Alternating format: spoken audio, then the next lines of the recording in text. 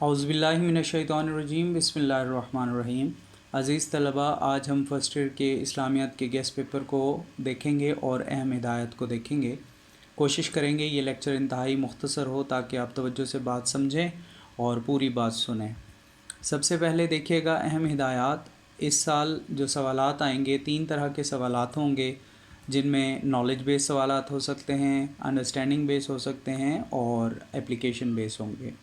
अब हम देखते हैं कि हमारा जो चैप्टर नंबर 1 है उसके अंदर कौन कौन से सवालात हैं। चैप्टर नंबर 1 में कुल 23 सवालात मैंने शामिल किए हैं, जिनमें अक़ीदे से क्या मुराद है और इससे लेकर इंसानी ज़िंदगी पर आखिरत के 2 असरात।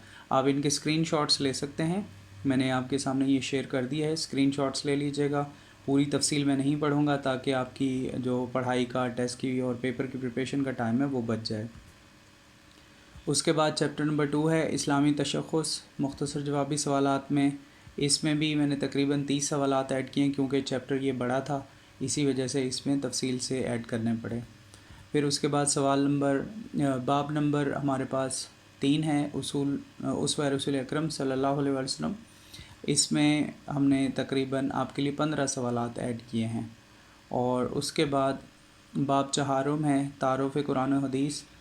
इसमें हमारे पास सवालात तकरीबन 14 हैं। और तफसीली सवालात की बात करें तो चैप्टर नंबर 1 में से इस्लाम के बुनियादी अकायद से लेकर अक़ीदा ख़त्म नबूवत तक ये तफसीलन शामिल है।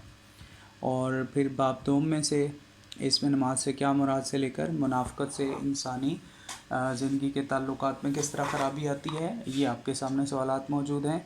इनकी आप पिक्चर ले लीजिएगा, स्क्रीनशॉट ले लीजिएगा। और उसके बाद चैप्टर नंबर 3 है मुसावात से क्या मुराद है, हम माशरे में मुसावात के ज़रिए किस तरह अमन कायम कर सकते हैं वगैरह। फिर उसके बाद चैप्टर नंबर 4 है और इसमें खुतबा हज्जतुल विदा पर तफसीली नोट से लेकर तदवीन हदीस के दौर सानी तक, दौर सानी और दौर सालिस का बयान करें। ये हमारे पास टोटल आज का जो गैस है ये आपके सामने है।